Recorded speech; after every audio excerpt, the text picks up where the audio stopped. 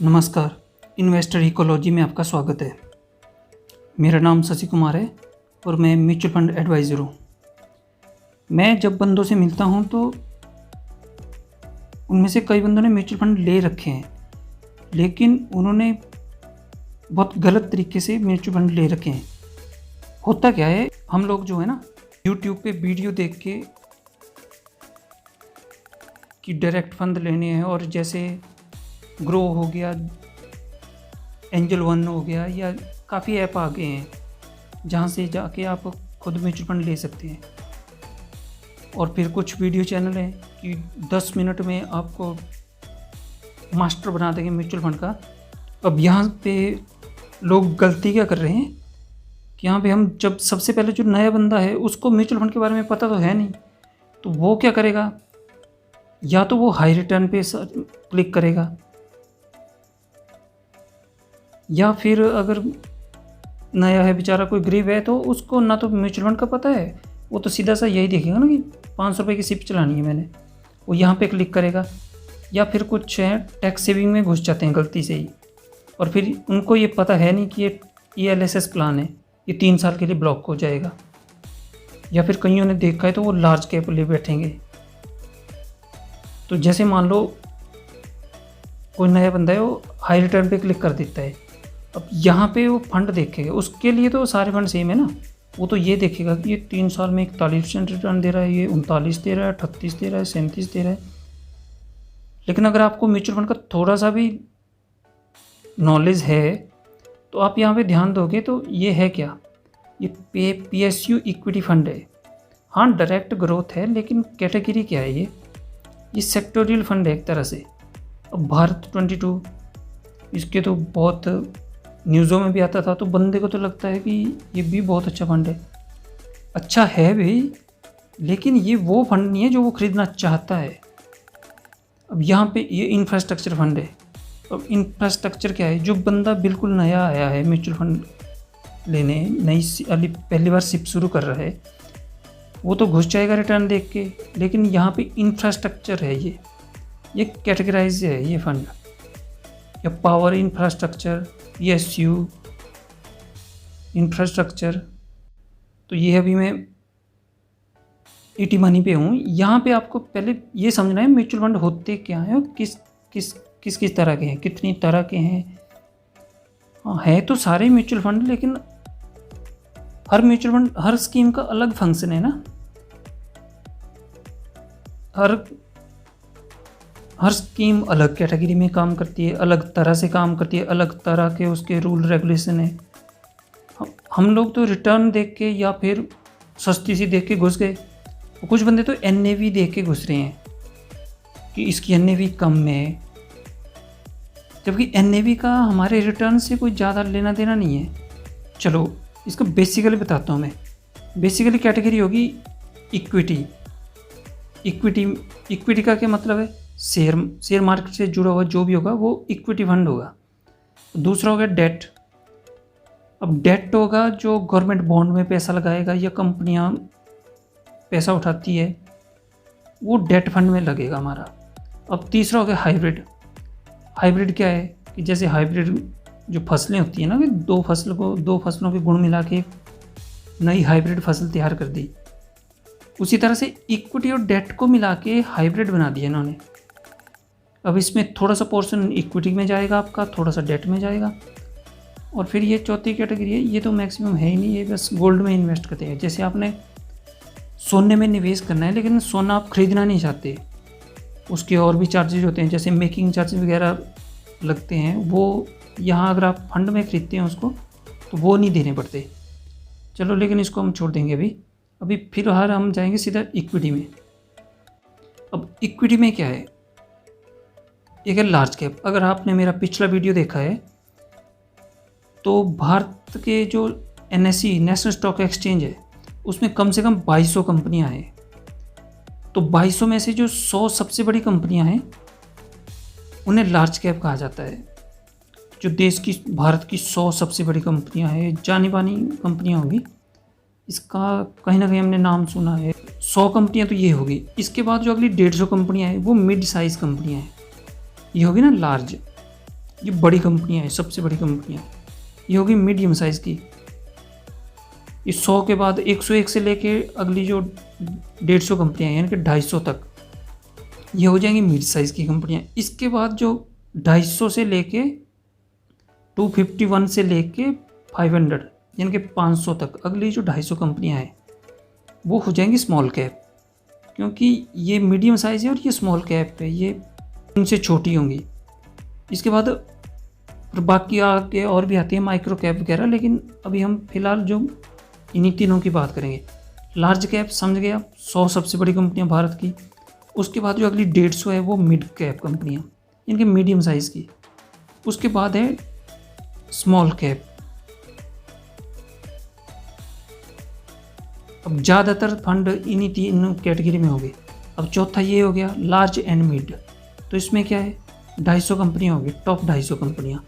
Large की 100 और 150 ये हो गया ना लार्ज एंड मिड।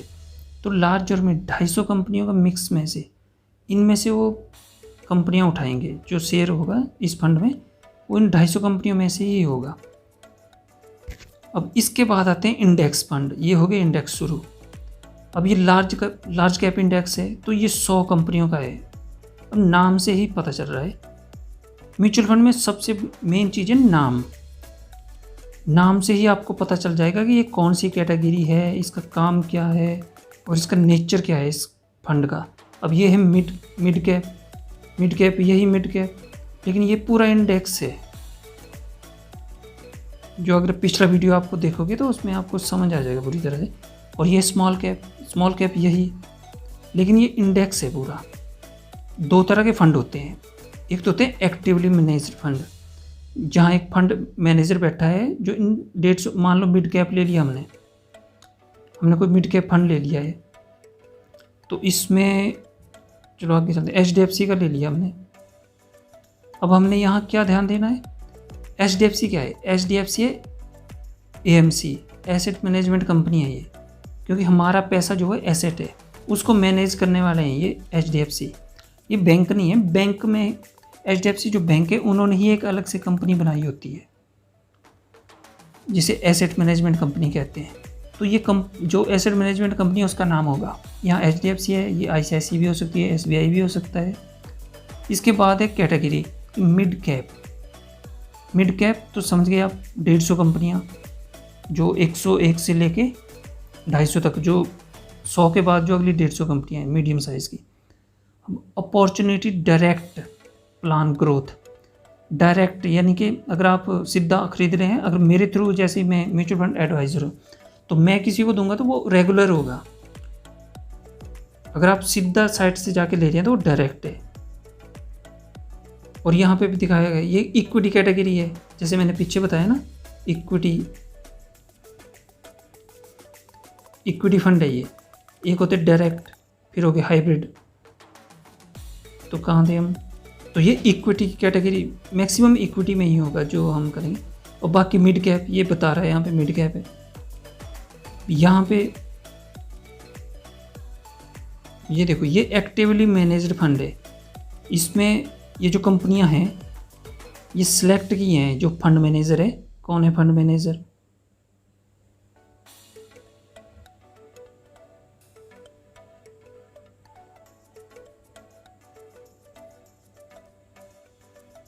ये एंजल वन ने तो इसमें फंड मैनेजर दिखा नहीं रहा, दूसरी जगह जाके दिखाता। इक्विटी है इसमें फंड मैनेजर दिखा नहीं रहे। अब इसमें देखो ये टॉप होल्डिंग है, तो ये जो कंपनियां हैं ये फंड मैनेजर और उनकी टीम ने सिलेक्ट की हैं। ये जब कोई सस्ती कंपनी मिलेगी तो उसका शेयर खरीदेंगे और फिर बेच देंगे, ये इसको ये फंड मैनेजर देखते हैं। तो इसके लिए हमसे एक्सपेंस रेशो लेते हैं, जो खर्चा ले रहे हैं। यहाँ जैसे 75 पैसे है। अब यही हमने इंडेक्स ही खरीद लिया होता पूरा, तो ये जैसे मिड कैप में कितनी 150 कंपनियां हैं, लेकिन यहाँ आप काउंट करोगे तो ये 150 नहीं होगी, थोड़ी कम ही होंगी। उन्होंने अच्छी अच्छी कंपनियां जो उनको लगती हैं छांट रखी होंगी और वो फिर उसमें इन्वेस्ट करेंगे। लेकिन जब हम इंडेक्स लेते हैं, जैसे वही मिड कैप इंडेक्स ले लिया, तो इसमें क्या होगा, इसमें आदित्य बिरला मान लो ये इंडेक्स एसेट मैनेजमेंट कंपनी तो है आदित्य बिरला, और मिड कैप फंड, ये नाम में ही सब कुछ लिखा होता है। म्यूचुअल फंड का नाम ही आपको सब कुछ बता देगा कि ये कौन सी स्कीम है, इसके क्या फंक्शन है, और ये कहाँ आपका पैसा लगाएगी। मिड कैप इक्विटी ग्रोथ जो भी है। अब ये हमने जैसे इंडेक्स फंड ले लिया है, इसमें क्या है, इसमें फंड मैनेजर तो है, लेकिन यहाँ उतनी बड़ी टीम की जरूरत भी नहीं पड़ती। यहाँ इन्होंने फिक्स बना रखा है कि वहाँ से आपका जैसे पैसा आएगा 100% पैसा इधर लगा हुआ है। तो इंडेक्स में जो 150 कंपनियां हैं, अब जैसे सबसे बड़ी 101 नंबर कंपनी ये होगी। इंडेक्स में जिस कंपनी का जितना वजन होगा वहाँ पे उन 150 कंपनियों में जो सबसे ज़्यादा वजन ये कंपनी रख रही है, जैसे मान लो 2.17%, तो आपका जो पैसा जाएगा उसका 2.17 इसमें जाएगा। इसमें फंड मैनेजर कुछ सिलेक्ट नहीं करेगा, वो जिस हिसाब से कंपनी का यहाँ पे शेयर का वेट होगा उसी पोर्शन में आपका पैसा यहाँ लग जाएगा अपने आप ही। और जैसे इसमें से कोई कंपनी 150 में से कोई कंपनी अच्छा प्रदर्शन करती है और ऊपर 100 में चली जाती है, लार्ज कैप में चली जाती है, तो जो नीचे से एक कंपनी ऊपर चली गई तो स्मॉल कैप में से भी तो मिड कैप में आएगी। तो जैसे जो कंपनी ऊपर चली गई उसमें से नेक्स्ट जो आपकी सिप जाएगी उसमें से आपका पैसा उसमें नहीं जाएगा जो ऊपर चली गई, जो इसमें नई कंपनी ऐड होगी उसमें आपका पैसा लग जाएगा ऑटोमेटिकली। इसके लिए फंड मैनेजर उसने कुछ नहीं देखना होता। इसमें सारी 150 कंपनियाँ हैं, अच्छी बुरी कुछ नहीं, उसमें पूरा इंडेक्स ही खरीदना होता है। इसलिए यहाँ पे कुछ उसने देखना नहीं है। तो यहाँ देखो, वहाँ पे एक्सपेंस रेशो कुछ ज़्यादा था, यहाँ 0.44 है, वहाँ 70 कुछ था यार, क्योंकि वहाँ एक टीम बैठी है तो उनका एक्सपेंस रेशो थोड़ा ज़्यादा होगा, यहाँ कम है। लेकिन बंदे गलती कहाँ पे कर रहे हैं, बंदे गलती कर रहे हैं यूट्यूब वीडियो देख लेते हैं और म्यूचुअल फंड वगैरह का उनको पता है नहीं,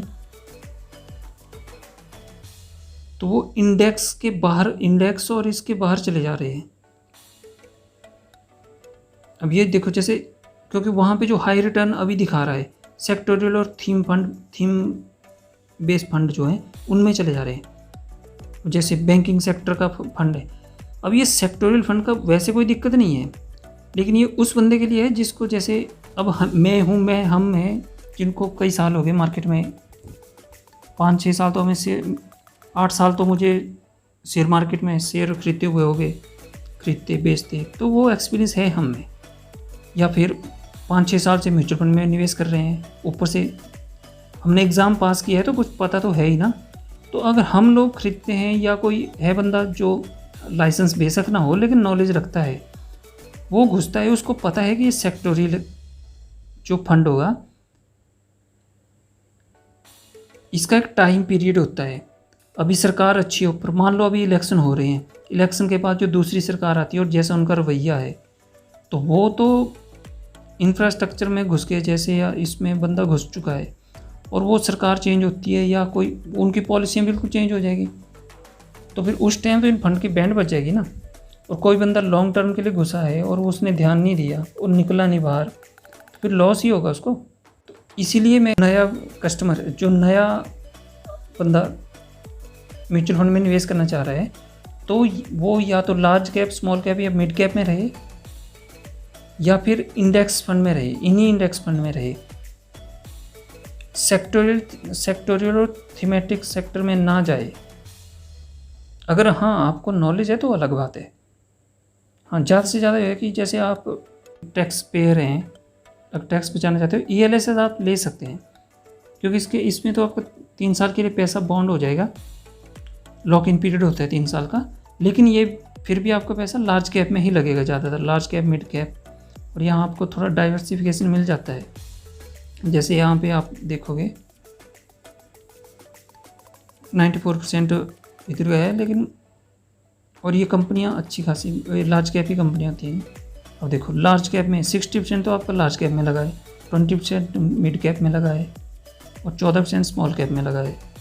हाँ, यहाँ पे चाहे वही बंदा जिसको, क्योंकि यहाँ 3 साल का लॉक इन पीरियड है, और जिसको टैक्स रिबेट वगैरह चाहिए उसके लिए ये फ़ंड अच्छा है।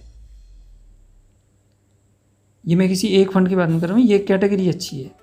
और इस कैटेगरी में भी फिर आपको फंड छांटना है, वो तो फिर अलग टॉपिक है, उसके लिए मैं अलग से वीडियो बना रहा हूँ।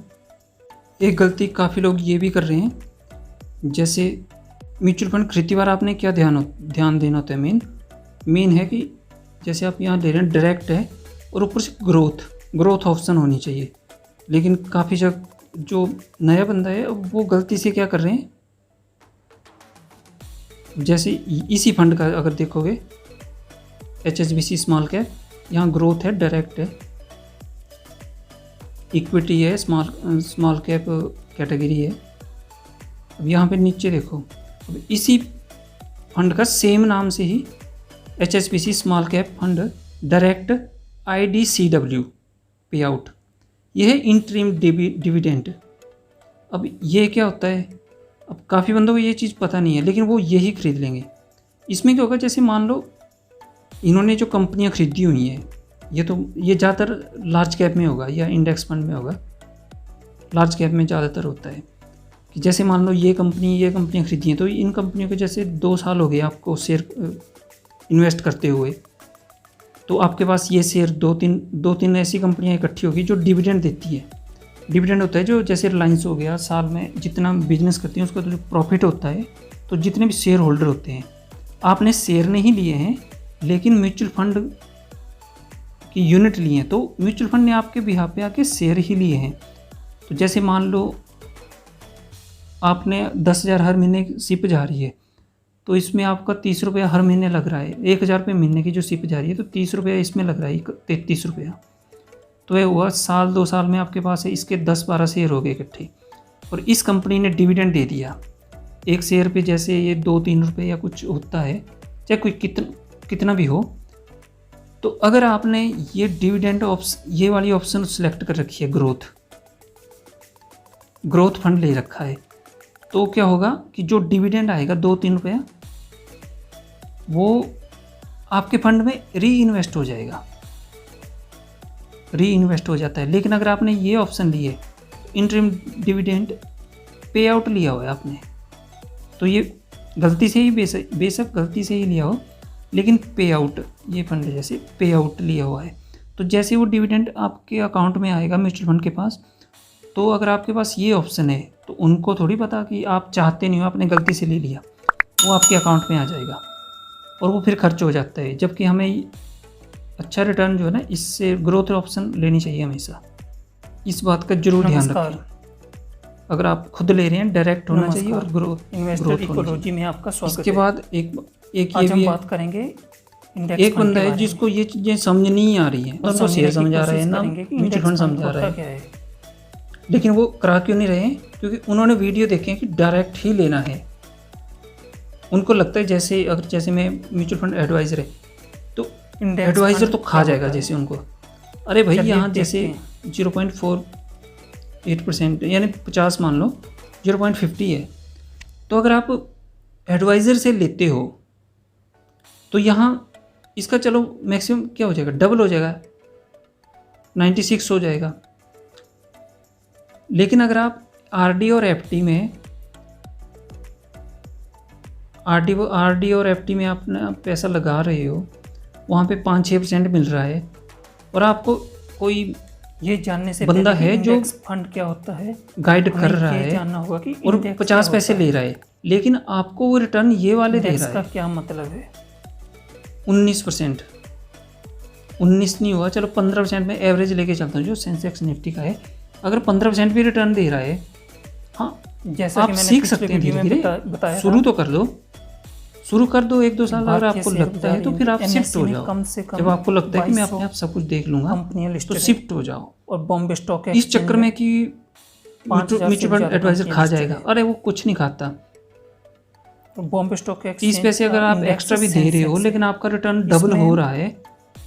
बीएससी की 30 समझ, अगर आप खुद वीडियो देख के समझ रहे हो या कहीं पे बनाया हुआ है जो बॉम्बे स्टडी करके 30 सबसे बड़ी कर रहे हो 1-2 महीने में, कि जैसे 1-2 महीने की स्टडी करते हो, वो भी करनी नहीं है। पता चल रहा है 50। और काफ़ी बंदे हैं जो मेरे नोन है, 2 साल से हैं, जो 1-2 साल से बस यही कि मैं कर रहा हूँ स्टडी, तो ऐसा नहीं है कि सबसे वो बड़ी खा जाएगा कंपनी और एक्स्ट्रा उनका ये एक ग्रुप करेगा। बना ये के फिक्स होता है, सेट होता इंडेक्स है बना दिया गया कि है। वो आपको उसको 30 पैसे 40 पैसे ज़्यादा देने पड़ेंगे, इस चक्कर में अपना डबल रिटर्न इसके 6-7% अलावा रिटर्न का लॉस कर रहे हो, तो लॉस आपका ही है मेन। निफ्टी पे और भी आप कई इसी सारे रैट रेस में इंडेक्स फंसे हैं, रहोगे।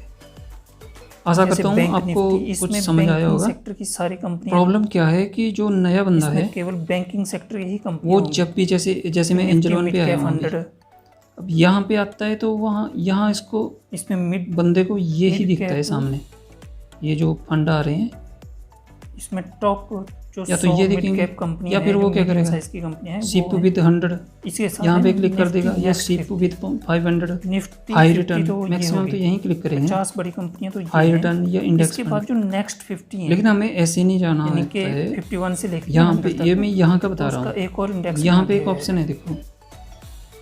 और निफ्टी यहाँ पे 100 क्लिक हो करके गया। इसमें ये निफ्टी 50 और निफ्टी नेक्स्ट 50 दोनों को मिला के निफ्टी 100, ये अलग यहाँ से से इंडेक्स जाके है। आप जैसे हालांकि किसी भी तरह से सिलेक्ट कर सकते हो। निफ्टी 100 यहाँ में पे जो क्या है, कंपनियां हैं फंड वो टाइप निफ्टी सिलेक्ट 50 और किया है। निफ्टी नेक्स्ट अगर आप 50 एसेट में क्लास वही पे जाओगे, कंपनियां हैं। लेकिन इनको कैटेगरी वाइज यहाँ पे इक्विटी में चले गए, अलग अलग से इंडेक्सों में भी डाला इक्विटी गया में ये सारे इक्विटी के अब ऑप्शन जैसे आ गए यहाँ- नीचे। अब इसमें आपने जैसे मान लो है। मान लो ऑटो स्मॉल कैप में जाना है, ऑटो इंडेक्स स्मॉल है, कैप सेलेक्ट किया,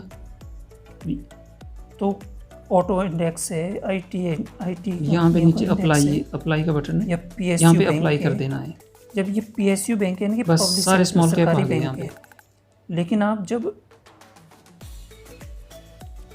फंड ओवरऑल ऐसे निफ्टी ढूंढने पड़ेंगे। बैंक की बात करेंगे तो इसमें public लेकिन अगर और आप private सीधा वहीं दोनों पे जा होंगे। रहे हो हाई रिटर्न और इस पे, तो यहाँ गड़बड़ हो जाएगी, क्योंकि अगर आपको नॉलेज है फिर इसके अलग बाद यहाँ बात है, सेक्टोरियल फिर इंडेक्स तो भी है। फिर तो आप वीडियो भी नहीं देख रहे होते सेक्टोरियल ना। इंडेक्स जैसे अगर आप थंबनेल देख के यहाँ आए हैं तो वही है कि आप बिगनर हो, तो हाई रिटर्न पे क्लिक चलो कर भी दिया, लेकिन एक बात ध्यान रखो, जैसे सबसे ज़्यादा तो इसी पे होते हैं ना, ग्रो पे। यहाँ पे भी यही कैटेगरी है, high return, SIP with 500, tax saving. अब यहाँ पे ऑप्शन ये है ऑल फंड पे, ऑल फंड क्लिक करके यहाँ पे आप शॉर्ट लिस्ट कर सकते हो। अब यहाँ से आपने कैटेगरी सेलेक्ट कर ली। अब यहाँ पे इक्विटी स्कीम निफ्टी नेक्स्ट या हाइब्रिड में जाना, तो ये निफ्टी मिड कैप डेट में, अगर डेट में तो जाना ही नहीं चाहिए। डेट में जो आपने पैसा रखना है, जैसे नाम से ही तो पता इससे चल रहा बेटर है कि एफडी में या इसमें जो टॉप की बैंक 500 में ही कंपनियां रखो तो वो ज़्यादा सब बेटर है। अब निफ्टी 200 है, क्योंकि अगर आपने टॉप की 200 हाइब्रिड भी कंपनियां ले लिया, होंगी। इसमें निफ्टी 100 यहाँ गलती क्या है, जैसे एग्रेसिव हाइब्रिड ले 100 लिया सबसे आपने, बड़ी कंपनियां हैं। अब प्रॉब्लम यहाँ पे क्या होगी, अब निफ्टी 50 जो सबसे मेन है, अब मान लो निफ्टी 50 कोई इमरजेंसी आ 50 सबसे गई बड़ी आपको, कंपनियां हैं। तो यहाँ पे निफ्टी नेक्स्ट फंड तो अच्छा कर रहा है, ये 51 से लेके ये 100 इतनी तक, कंपनी है, 90 कंपनी। और ये जब निफ्टी 100 आएगा तो इसमें ये दोनों हैं, निफ्टी 50 और नेक्स्ट 50। अब यहाँ इनको आपका मिला के बन गया लगभग 100। 70-80% पैसा अब तो निफ्टी इक्विटी में लगा 200 होता है। 200 टॉप की अब 200 आपको सारी पैसा तो ये कंपनियां। वाला चाहिए था जो जैसे निफ्टी डेट में 500 लगा हुआ है, में गवर्नमेंट ऑफ इंडिया के 500 बॉन्ड में लगा हुआ है, ये बॉन्ड या इसके मिक्स बाद लगा हुआ है नीचे सारा। स्मॉल कैप इंडेक्स है, मिड कैप इंडेक्स यहाँ है। नहीं समझ आएगा मैं, चलो अब काफ़ी लोग हाइब्रिड ले लेते हैं, कई एडवाइजर के अलावा कहने यहाँ पे पे लेते हैं, और कई sectorial बस index। ये वीडियो देख के कि यहाँ आपका आधा पैसा सेव है आधा नहीं। जिसे सेक्टर लेकिन वाइज यहाँ बांटा प्रॉब्लम गया क्या है, जैसे होती है, जैसे मल्टी एसेट एग्रेसिव हाइब्रिड, यहाँ तो छोड़ दो, जैसे आईटी निफ्टी चलो IT, यहाँ ले इसमें लिया कि IT आपने सेक्टर बैलेंस की ले सारी लिया है। कंपनियां होंगी। ये फाइनेंशियल भी है सर्विस है, फार्मा है, एग्रेसिव हाइब्रिड ले लिया, FMCG है, तो मेटल यहाँ है, बता भी रहा है, ये पहले देख लो 75% पैसा आपका जो है ना इक्विटी में रियल्टी है, एंड रियल स्टॉक्स में एस्टेट है, है, मीडिया है। 25% इसी पैसा तरह आपका डेट में बहुत है। सारे इंडेक्सों में तो अब आपने बांटा ये गया ले है लिया था, कि मान लो 2000 आईसीसी कंपनियों प्रूडेंशियल।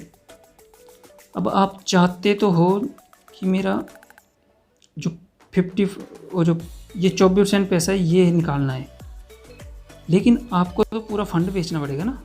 तो उस टाइम मान लो जो मार्केट डाउन है, तो उस टाइम ये 72% जो है ये तो डाउन होगा, तो आपको इस पैसे पे ठीक है लॉस नहीं हो रहा है, लेकिन ये डाउन है ना, तो जब आप यूनिट निकाल रहे हो तो उसमें ये दोनों निकल रहा है। तो इसलिए अगर मान लो 10,000 रुपये की सिप जा रही है, मान लो यही 10,000 रुपये है, तो ये हो गया 7,500 रुपये आप उधर लगा दो, यहाँ म्यूचुअल फंड में लगा लो, इक्विटी में, और ये 2,500 रुपये आप बैंक में ही रखो तो ज़्यादा बेटर है। ठीक है, ये मेरी राय है, बाकी आप पे है, आपकी फाइनेंशियल कंडीशन कैसी है, ये हर चीज़ डिपेंड करती है ना, सिचुएशन कौन सी है, अब कितने टाइम के लिए आप लगा रहे हो, उस हिसाब से चलना होता है। बस इतना ध्यान रखो कि लार्ज कैप लेने के, अगर जैसे आप एक्टिव लार्ज कैप लेने के बजाय इंडेक्स लेना ज़्यादा बेटर है।